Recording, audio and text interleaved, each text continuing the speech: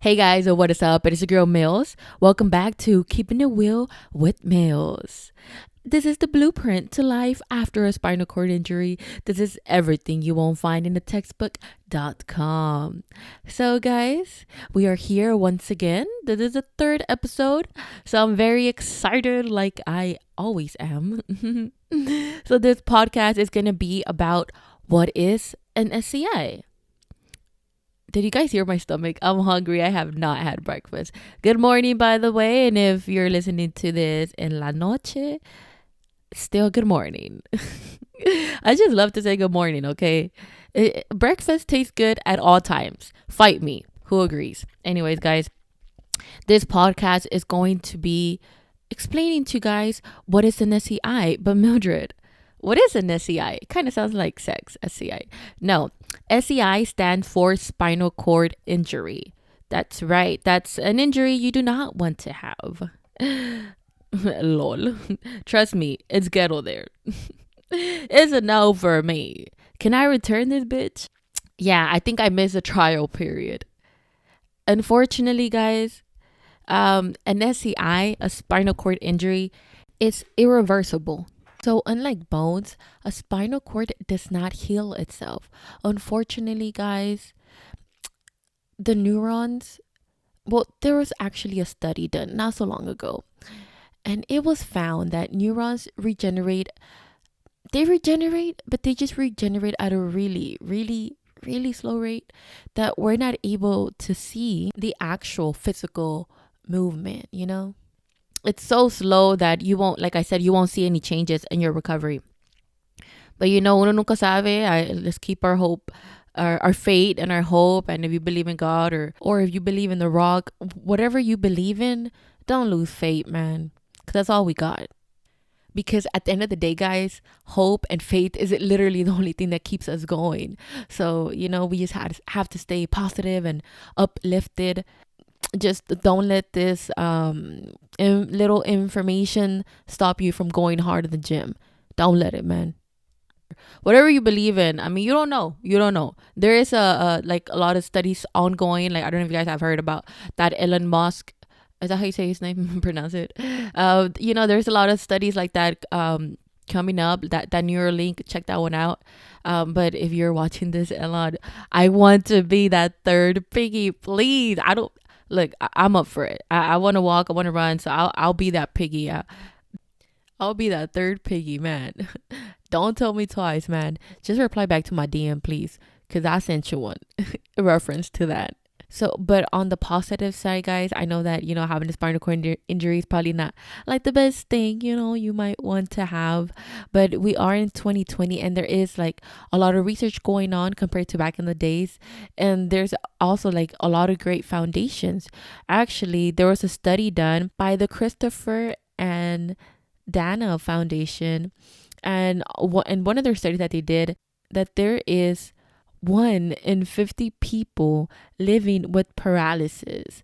So that's like approximately 5.4 million people. That shit's wild. But yet a lot of public places are still not accessible. Shade or no shade. We live in this world that is constantly telling us that we don't belong here. That, okay, well, this place is not accessible. Like by establishments telling us that this place is not accessible is kind of telling us that we weren't expecting you. Like, you don't belong here, and it shouldn't be that way. Every establishment should be accessible. This is something that us as a society do have to work on, and trust me, I am working on it. At least here in Houston, every time I see something that is just doesn't work out for me, I make sure I let the owner or the manager, whatever, know about this issue. Because in the future, if somebody else wants to go to that establishment, like, and they're in the wheelchair or whatever crutches, they won't have the issue that I had. So if you see something, say something. I'm looking down because I am reading my little notes that I put here because we're actually talking about facts. And, I did put on my little glasses or whatever because, I want to look more credible. So, yeah. Well, before I keep going, let me give y'all the definitions of a spinal cord injury. The differences of a quadriplegic and paraplegic, all right? But before I do that, let's take it back. Rewind. Let's take it back to when the sperm met the egg at your dad's Netflix and chill. Yeah, I know what I'm talking about. The embryo. When the embryo, aka the human, starts to develop, the first two organs, guys, are the brain and the spinal cord. So together, they are known as the CNS. But what's the CNS, Milz? Well, it's the central nervous system. So it is referred to central because it combines information from the entire body and it distributes the activity across the whole organism. So the brain and the spinal cord are connected and they send signals to each other or from each other. So the brain sends signals to the spinal cord and the spinal cord send the signals to the brain. So they're always connected. They're like chismeando back and forth literally the whole day. So think about it like this. The central nervous system is like the central computer of how the human body works. And if one of those is damaged, either the brain or the spinal cord, but today we are talking about just spinal cord injury. So if the spinal cord is damaged, then the functions will be, how do I say it, interrupted. There would be miscommunication. So the sight, the sound, the smell, the taste, the touch, they will all be affected along with how the internal organs function. Basically, all of your senses are affected. So let's say, for example, you're whipping up some shit in the kitchen and you burn yourself. So that signal is sent to your brain telling, your brain like, shit, me acabo de quemar. It burns. So then your arm gets that twitch like, hey, move your arm. But if this is affected and if like you do have a spinal cord injury, there is a delay. So that's what's really important, like for us to be aware of our surrounding, because it's happened to me a lot of times that I burn myself because since my senses are delayed, I don't like find out that I've burned myself until like maybe like 5 seconds later. And at that time, like my hand or whatever part of my body, my arm, it's already like super fucking burnt. So yeah, that's something to be aware of.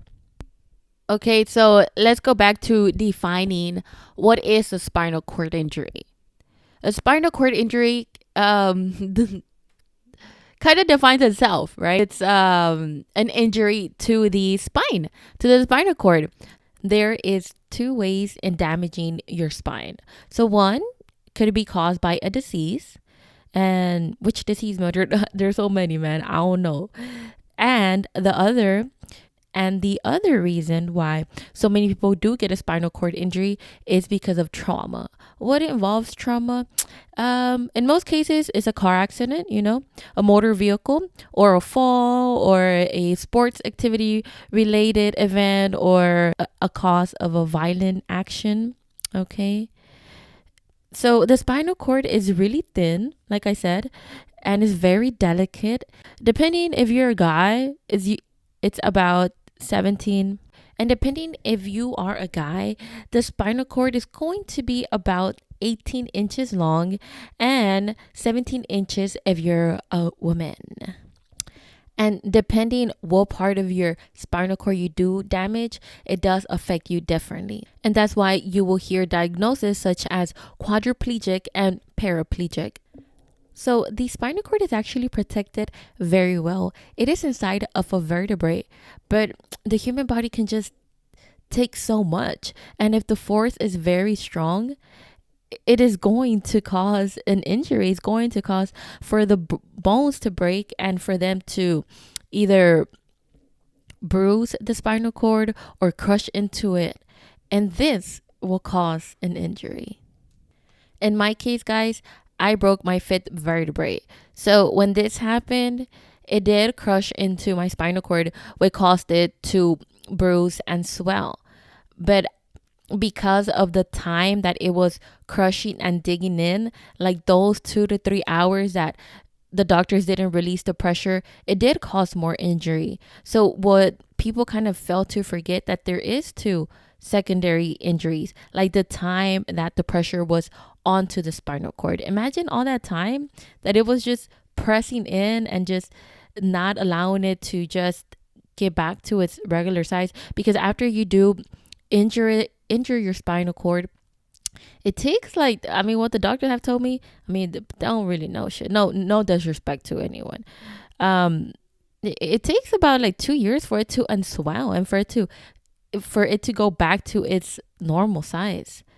So I feel like that time that it takes for people to release that pressure does affect them on the long run. That's why you see so many people that have different type of abilities. You see different quads, you know, different, you see different quads that don't have, the same strength. So let's go back to the anatomy. Okay. The spinal cord, like I said, has 33 vertebrae and is divided into 5 sections. You have your cervical, your neck, okay, cervical, and then you have your thoracic. Okay, your cervical. And the cervical has 7 vertebrae. And then you go down, so from your neck to kind of like your bra, like the end of your bra, like kind of like the end of your rib cage, that would be thoracic. And the thoracic section has 12 vertebrae. So then you go to your lumbar, that's kind of like where your panza is at. But if you're like into the fit life, you probably have like a 6-pack. So share the tips. And your lumbar has 5 vertebrae. So then you go to your sacrum, that has another 5 vertebrae. And then you go to the world that I can't really pronounce, coccygeal. I swear I googled this word. You see, I'll be struggling with my W's and whatever. But I did Google this word. I did Google this palabra earlier, and that one has 4 vertebrae. So it's like 33 bones, and those 33 bones are really critical, and you do not want to break them. So yeah, bones do heal, and they do heal themselves.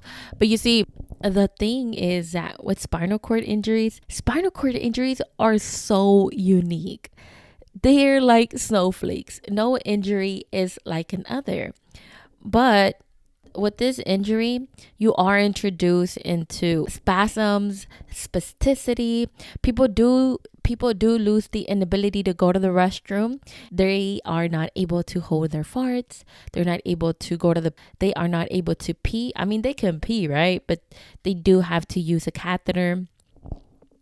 Again, people have to deal with low blood pressure, high blood pressure, also with pressure sores, because you are sitting down for a very long time, so you do have to release them. And if you're not doing these pressure reliefs, then you'll get llagas, you'll get pressures, and if you don't take care of these, you can literally die.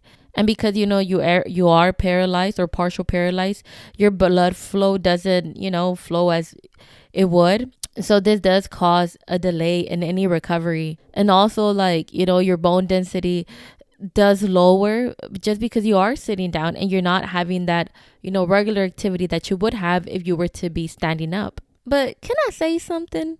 Look, before our injury, we were all living a different lifestyle, because that's just how we are. We're humans, and we're all different, right? And unlike another person B, they weren't an athlete and I was. So I was, eating healthy, supposedly me, exercising every day. So you can't really compare my injury or my quotation mark success to somebody else. I am putting the same effort as somebody that doesn't walk right now. One, because our bodies recover differently, right? The trauma, the injury was different. Like, my impact probably wasn't as hard as somebody else that was shot. Like, the force was directly crushed and was directly, like, it, you just really can't compare. Like, because I always hear people saying like, oh, it's because my brother, he's not putting enough work, like that's why he can't walk. No, dude, like, we were all different people before. Like, what if this person was like super depressed and they don't know how to like bounce back? Like, what if people were already depressed before the injury, so now they have their injury, now they're like mega depressed? Like, you just really can't compare. One, because we're two different humans with different mentalities, and because the injury was just it was just different. Okay, so I just want to put that out there before we do continue, okay? Because it's just it's like this, and I feel that people don't really realize it. Yeah, so with that being said, let's go ahead and get into a paraplegic and a quadriplegic. Well, what is that, Mildred? That's pretty much how they defined the injury. Okay, people define the injury, and it's pretty easy to remember. So let's start with the quadriplegic, since I'm a quad. No, I'm just kidding, because that's just how it starts. So let's say you hear quadriplegic, that automatically means that they broke their neck. That's quad. So that's cuatro, four. So that means that 4 of their limbs were affected, 2 arms and 2 legs. And of course, with that, your whole trunk is affected. Okay. So now let's go with the pair, two pairs of shoes. Okay. So that's 2. So that means that 2 limbs were affected. And the reason why I am saying it this way is because I struggled at the beginning. Like, I'm over here like tripping out, like, wait, so am I a para, quad? Like, what the fuck? I thought I was just a human the other day. You are a human, and I feel like it becomes like really stressful because you're like trying to learn all these new different words. I'm gonna just say palabras. For everyone that doesn't know Spanish, word, WORD means palabra. Okay, so work with me here. Okay. And yeah, so I feel like it was really hard for me to remember because I have all of these things that are so new to me. And the thing is, guys, is that spinal cord injury, it's like a new language to you. They use so many different lingos, and I feel like if you were never like around somebody that was paralyzed or in the healthcare, you wouldn't know these terms. So it's like the reason why I am doing this video, this podcast, whatever, is to inform people about this and make it a little bit more like lenient and fun about this, because I feel like it is a lot to take. And someone that, because I've met and then someone like me, my first language was Spanish. I didn't start talking in English or actually like learning English until like the 6th grade. I was 12 years old, guys. I struggled a lot, and as you can tell in my lingo, I still struggle. So whenever I was introduced to this new language, the spinal cord injury lingo, it was very hard for me to be like, okay, what the hell. And I feel like for someone that let's say like my parents or somebody that's not really fluent in English, if they're just thrown like quadriplegic, paraplegic, they're like, okay, what the hell. And people in English are telling them like, hey, this is what it is. It's just really hard to remember or to understand. And it's not that like we're ignorant, it's just that we just weren't informed about this topic. Like somebody that's not a engineer, like let's say you're not like taking classes to be an engineer. Do you know about SolidWorks? You don't know, and it doesn't make you dumb. Or like, let's say like, do you know how many feet una hoja de Chirac is? No, because that's not where you work at. So this is why I'm here telling you guys and explaining to you in a way that you'll remember and understand. Okay. So with that being said, paraplegic has its pair, so it's 2. So only 2 limbs are affected, right leg and left leg, and some of the trunk depending on where the vertebrae was broken or hurt. Let's go back and take a little quiz. If somebody was to break their neck, cervical, whether they be a para or a quad, dun, dun, dun, dun, dun. You took too long. They would be a quadriplegic. So what about if somebody was to break their thoracic? Like they were to be like, hey dude, text you, like let's say your friend just broke their back. Hey dude, I just broke my T11, sad face. Would they be a para or would they be a quad? They'd be a para because it's like down here. So then a way to remember is that anywhere below that injury, that's where everything will be affected. Yeah, and depending on how bad it was, the people out here they define it as a complete or incomplete. And honestly, guys, I still believe this. I think that is bullshit, okay? And you can say whatever you want to say because we all have our opinions. But whenever you're in the hospital and they tell you like, oh yeah, you are a C5 complete injury. First of all, let's explain what complete and incomplete means before I go rambling. A complete injury means you completely injured. You're completely injured your spinal cord. So below that region, below that fifth vertebrae, everything will be affected, and you will never be able to move your arms, and it is just a complete injury. You will not have any movement sensation back.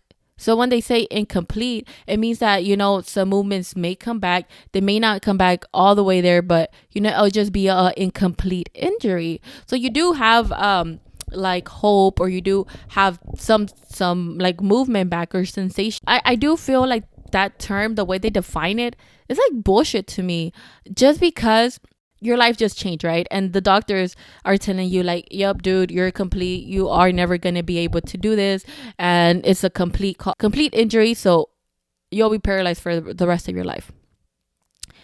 Guys, there's like no how do I say it, there's no technology. Okay, so with the MRI, they can see what was broken, right? But they don't have this technology enough to see how bad it was damaged. They don't know, because they're not able to see how damaged it was. So after injury, your spinal cord does get swollen, and I think it takes like about 2 years for it to like unswell and for it to go back to its normal size. So like, how can you really like be like, okay, my injury just happened and I have a complete injury? Bro, like, they don't have the technology enough to see how bad it was damaged. So how can you like go your life thinking that I'm a complete injury, I'm an incomplete? Bro, they literally don't know. So they're not credible. Like, it is not a credible thing. Just because like they did tell me, like, and there's like paper written saying that I'm a complete injury, like it's a complete injury. I just remember that at the time I was kind of like, what the fuck? How you gonna tell me I can't do this? Like, how? Like, so I feel like it goes all back to the mentality thing. And of course, it's like part of like how bad my injury was or whatever. But I feel like because I was always like, no, I'm going to keep trying. I'm going to keep doing, because like there is a such thing as muscle memory. The more you like fuck with it, the more, the more you do something, your body learns that. And of course, like my movement is like all kinds of fucked up, but I have been able to recover because I didn't like listen to my doctor that told me that I was gonna be a complete injury. And I feel like even like with that Elon Musk like study, like it's literally a brain stimulation that sends like the signals to your body. So guys, like I swear to God, I'm like not lying, dude. I would literally get headaches because I would be in my hospital bed thinking like, okay, try to move your leg, try like think you're moving it, think you're doing this, think you're moving your toe. And I would literally go to sleep thinking of like moving my legs, like I have to move my legs. And I would like send the signals, and it would feel so pointless, and I would be crying in bed because I would be like, nothing is moving, like nothing is happening. Like I literally like think of it, and it's like the signal is so lost that I wouldn't feel it. Like I would think like, dude, what am I doing? Like this signal is literally not like sending anywhere. When I say that I moved my toe because I kept on thinking about it, like I did it like nonstop. Like I would literally think of me moving my toe, until one day my toe literally twitched like a little mini, like milliliter. Like it literally twitched like so small that my dad had to literally put his face on my toe, like, wait, do it again. And the movement was so tiny that he was like, no, it was a spasm. I was like, no, because like I'm gonna do it in 3 seconds, look. And it was so small that it kept me alive, that I was like, well, if I was able to make it that small, I have to keep trying. And I really did, guys. And I feel like it goes back to that study there. And like people don't tell you this in therapy, but I'm here to tell you that, dude, literally try it. Because at the end of the day, you won't lose anything. You're not going to lose money. You're not going to lose time, because it can happen, because it happened to me. So it's like, I feel like the body is so weird and it's so amazing that I feel like it can happen because I did it. And I get it, I did live like a really like healthy lifestyle. Like I was an athlete, and I feel like that was kind of like part of it too. But still, guys, like why can't you try? Like why? So what are you gonna tell me if nothing happens? Oh well, it didn't work. Okay, so what if you didn't do it? Then you won't know that it didn't work. So that's why, guys, I feel like I won't even get into the incomplete or complete because it's bullshit. They don't know how bad it was damaged. We don't know. We don't have like we don't know how bad it was damaged. And there's like not a lot of like research about that so far. So like I don't really think it's like a credible source. So I feel like we should keep trying. And at the end of the day, guys, like therapy, exercise, it's the only thing that can help somebody that does have a spinal cord injury. Muscle thing is the memory. And I truly believe that the muscles do remember. They do remember a certain movement. So we just have to keep trying. So how do spinal cord injuries affect the body? They affect it in so many ways because remember, the spinal cord is como el motor del carro. It's like the car's motor. So once that is damaged, there's like a lot of complications that come along with it. You are then introduced into like muscle spasms, spasticity. You lose the ability to go to the restroom, whether if it's bowel, de la popo, or being able to pee. And depending like if you have like a high injury, because remember, the higher the injury, the most severe it is, are controlled of the breathing of the diaphragm. And if that doesn't work, then you're not able to breathe. So, you know, like if you were to have like injury like C1, C2, C3, you would need a ventilator to help you breathe. And with higher injuries, you do need more care. So usually, and in most cases, you do have like somebody there helping you out 24 hours. But like I said, there's like a lot of things that are affected after that. You know, your bone density does decrease. So it is easier for you to get injured. And also like sexuality is affected as well, because a lot of people like think that, you know, people with disabilities can't have sex, or they just don't feel so confident because, you know, they lose muscle mass and, you know, their body doesn't look like how it used to. Like a lot of girls, like, you know, I feel like I had a bigger butt, you know, and it is something that I kind of like dealt with, like, oh, well, you know, like I'm a little bit more, you know. I feel like, you know, this injury also affects it. And I know that a lot of people, like, I don't know how, I don't know how you guys call it, but in my family, they call it like, for the guys, like they're, you know, thingamajigger. We call it like el pájaro. And I don't want to say it just because you probably have me on, you know, you probably have me on speaker, or I don't know, but we call it el pájaro. It doesn't work anymore. Like it doesn't, you know, it doesn't work anymore. And, you know, guys do have to take Viagra. And imagine like being like young, taking that. Like, I feel like that's like, it takes like, I don't know. I feel like it can fuck with your head. But then again, I'm not a guy, so I wouldn't know because I don't have a pájaro. But maybe that is a question that we should ask somebody in the future when we talk about sex. And I know of a lot of people that when they do have sex, you know, they have accidents. They're in the middle of, you know, having sex and, you know, they pee or they poop. And let's say you're just having like a one night stand and this happens, is honestly, it'll be awkward for me. But anyways, like the list goes on. And if you want to like Google more about it, just, I mean, you want to know about it, like just Google that shit. Okay, so I hope that explained what a spinal cord injury is. Hope you have like a little bit more understanding about it. But if you still want to read more about it and get more information, I would highly suggest that you check out www.christopherreeve.org. It is the Christopher and Dana Reeve Foundation website, and I feel like it is like a really good website. And I find that it's super dope that they have downloadable wallet cards, different languages, and that's like freaking dope. The accessibility in this website is just to the top. Like, can I get an amen? So if you guys don't know who Christopher Reeve is that one guy that played Superman like back in the 1970s. Actually, it was in the late 1970s. So let me tell you a little bit about Christopher Reeve. Let me throw the little chisme, okay? He was an actor, okay? And what's crazy about this, guys, is that you know, the Christopher Reeve, like the Superman guy, he did a movie. It's called Above Suspicion. He played a role of somebody in a wheelchair, and he did this movie, And 7 months later, he became a quadriplegic.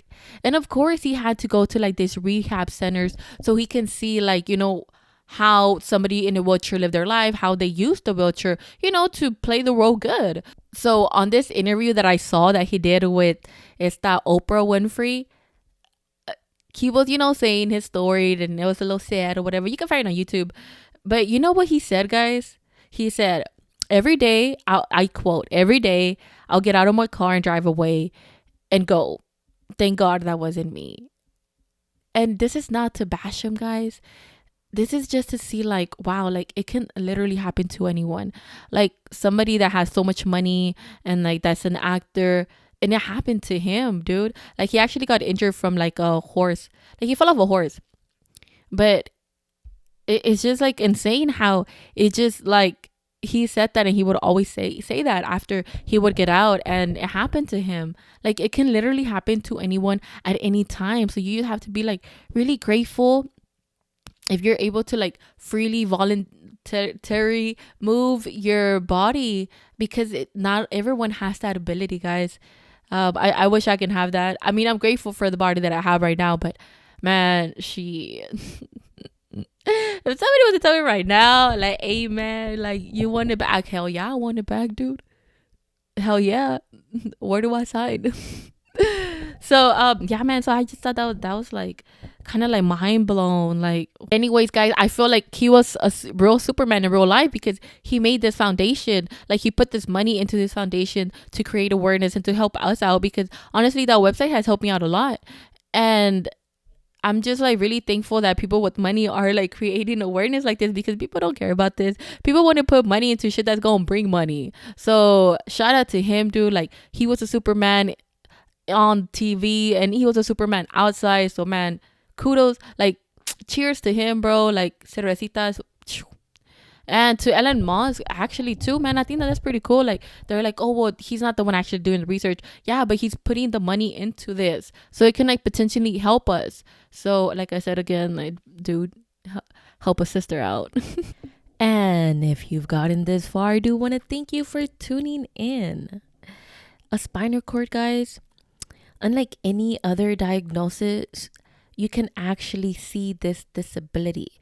In most cases, guys, when you have suffered a spinal cord injury, people do need an aid. They need, like, a walker. They need crutches. They do need a wheelchair. So you can see this disability. So I feel like it's a lot to take in. First of all, the recovery becomes a lifestyle. And part of it, guys, of dealing with a spinal cord, I feel like 90% of the recovery, quotation marks, is mental, and the rest, the 10%, is physical. I mean, it's like a life-changing event. It's literally a full 360, a life-changing event, like I said. So yeah, I hope you guys did get a little bit of, like, understanding of what it actually is, and, like, that is an actual big deal. So I hope you guys enjoyed this podcast. Much love. Don't forget to subscribe to my YouTube channel. All you have to do is type in Milz on YouTube and I'll show up. If you want to find me on Instagram, make sure you put MMMILZZZ. So it's kind of like Milz. That's why I put 3 M's. And so yeah, man, make sure you subscribe to my podcast, man. Let's try to get us more people here. So much love from your girl Milz. Stay uplifted. Life goes on. Life does get better. # trust the process. So I know how it goes, guys. Y'all want to do it here with me? I think my stomach growled. I'm sorry. Es que no comido. Bueno, y'all know how it goes. See ya. Don't want to be ya. Unless you can walk. Shit. I kind of want to be you.